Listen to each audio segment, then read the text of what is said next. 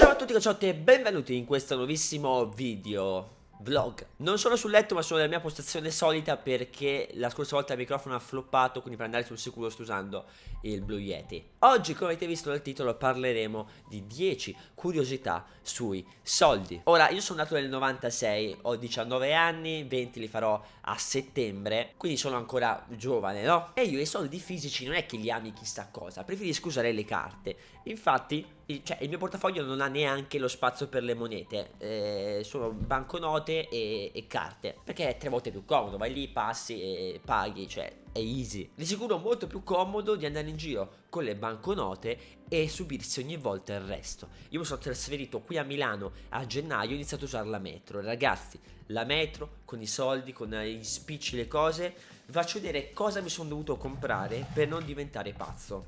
Perché allora, io sono già un po' pazzo di mio, ok? Mi sono voluto comprare questo. Cosa sono? Una banca? Cosa sono?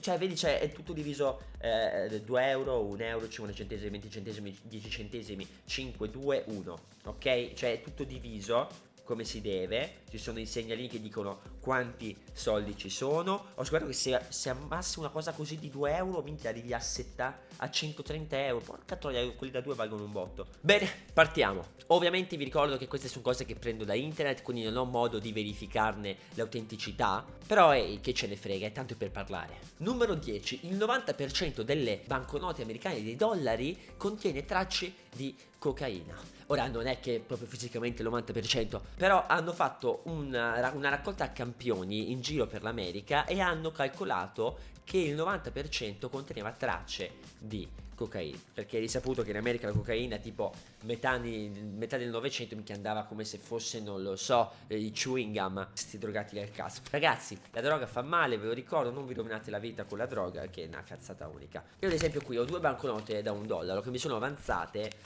dall'anno scorso che sono andato in America, ok? Toccandole probabilmente sto toccando delle tracce di cocaina. Può essere una possibilità. Quindi non è che se voglio faccio così allora sono strafatto, però il senso è quello. Yo bro, can't see the haters. Aia, aia.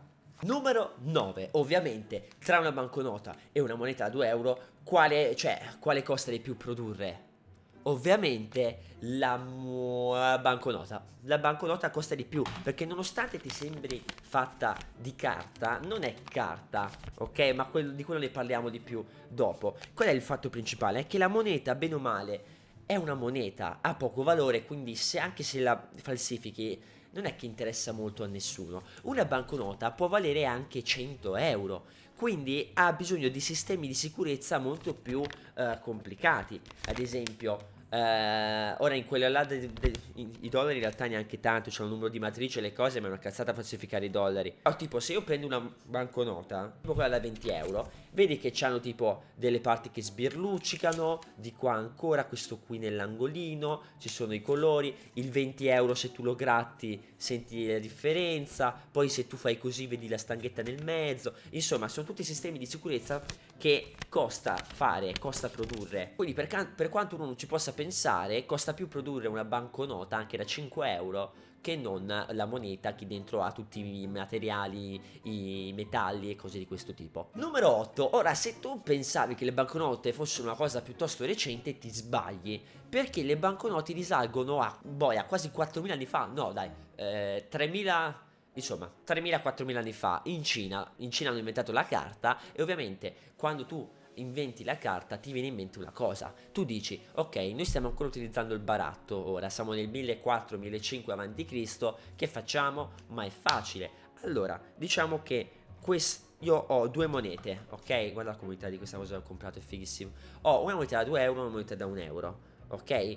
E diciamo che sono 2 oggetti diversi. Questa è una casa, questa è una moto, ok? Baratto, come faccio? Ti do 10 moto e tu mi dai una casa, cioè più o meno. Con la carta hanno creato un modo, gestito ovviamente da un ente super partes tipo lo Stato, che dice, ok, guarda, io ti do questo foglietto in cambio della tua casa e questo foglietto vale 100.000 unità di misura a caso, 100.000 su rimonete, ok? Che in realtà non esistono, però è un metodo di scambio. Nel momento in cui voglio una moto, cosa faccio? Ti do il mio bigliettino che vale 100.000 su rimonete e tu mi dai una moto più un altro bigliettino con su scritto 90.000.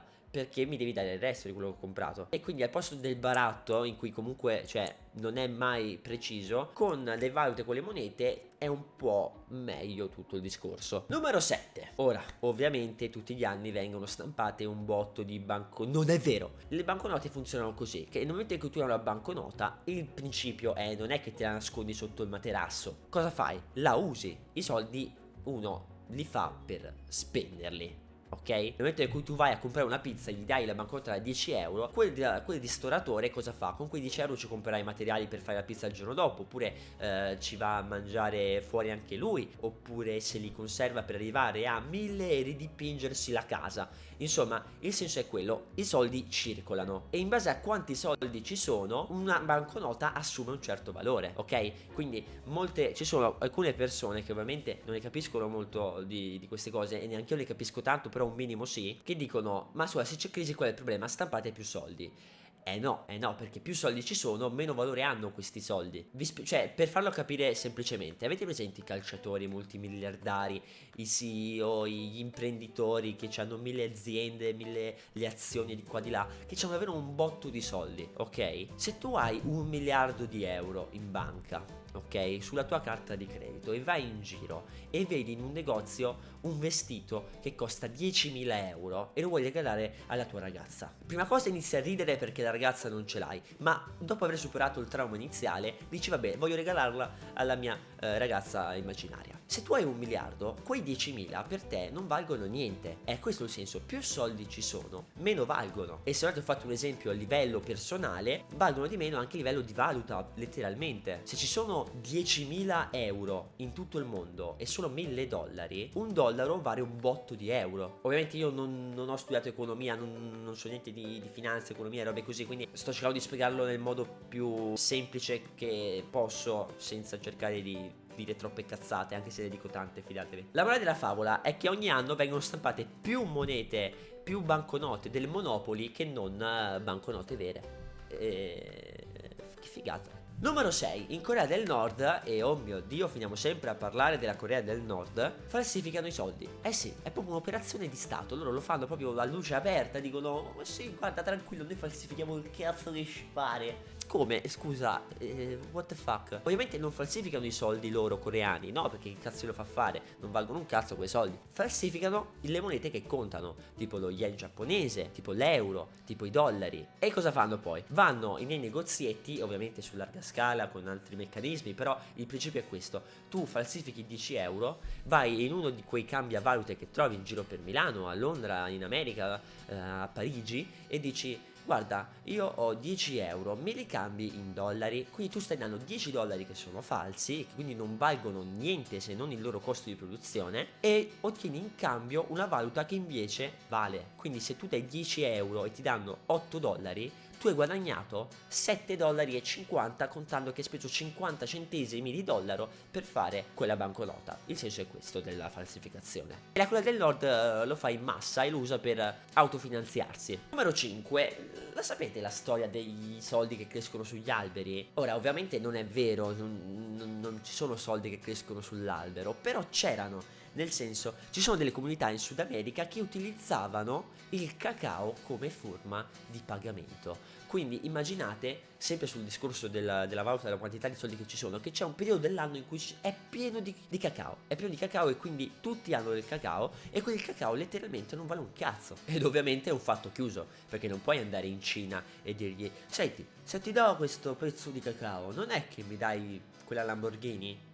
Non penso funzioni esattamente così. Numero 4. E se i soldi non crescono sugli alberi, potrebbero uscire fuori dal mare. Nel senso, c'è stato un periodo in cui le conchiglie sono state una valuta accettata un po' dappertutto. Ovviamente non in Europa, non in America, però in certe regioni sono state accettate come forma di scambio, perché ovviamente ci sono tutto l'anno, quindi a differenza degli alberi, cioè conchiglie le trovi sempre, basta che hai un mare e le conchiglie le trovi, e lì va un po' a culo, nel senso se tu hai una conchiglia davvero figa varrà di più. È un po' come l'oro, cioè è raro ma neanche così tanto. Numero 3, i soldi ti possono far ammalare, e non nel senso che diventi un malato dei soldi, più soldi, più soldi, più soldi, cioè anche, però nel fatto proprio che tu quando tocchi una banconota, quando tocchi una moneta, stai praticamente trasferendo la tua pelle morta, i tuoi batteri che hai addosso, su questo pezzo di carta, che poi non è carta, vabbè,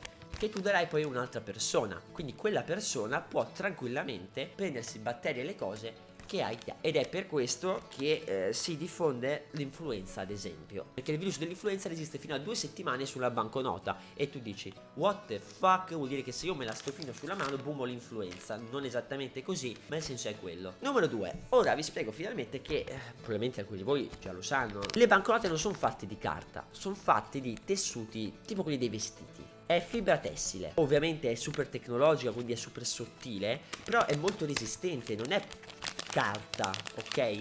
Non è carta. La carta col cazzo che si comporta così. Questo perché? Perché ovviamente la carta non è resistente quanto la fibra tessile. Non è così facile da recuperare, da maneggiare e da creare in spessori così fini, e quindi è difficile da falsificare, e quindi è comodissima. Pensate che i primi dollari americani erano davvero dei mattoni, erano giganti ed erano spessini, non erano chissà cosa, non erano dei materassi, però erano spessi, e addirittura quando si rompeva un dollaro, si prendevi ago e filo e te lo ricucivi. Ora invece si usa lo scotch. A me quando mi danno con il resto una banconota con lo scotch scoccettata, io dico ma mi prendete il culo? Numero 1, dovete sapere ragazzi che alcuni soldi, a farli si perde soldi. Nel senso, ovviamente, quando hanno creato il design per le monete, hanno messo una quantità di materiali, di metalli all'interno che valesse un tot. Però si è arrivati al punto e uno doveva fare anche la moneta da 1 centesimo, che è questa qui piccolina. E la moneta da 1 centesimo, ragazzi, costa più di quel che vale, perché vale 1 centesimo, ma per farla ne spendi 2. Infatti se tu prendessi 10 monetine da 1 centesimo e le fondessi e ottenessi tutti i materiali che hanno utilizzato per farla, guadagneresti di più vendendo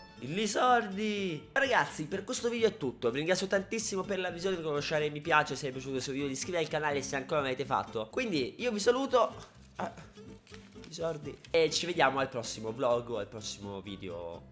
Yo bro, che si di haters. Ciao a tutti.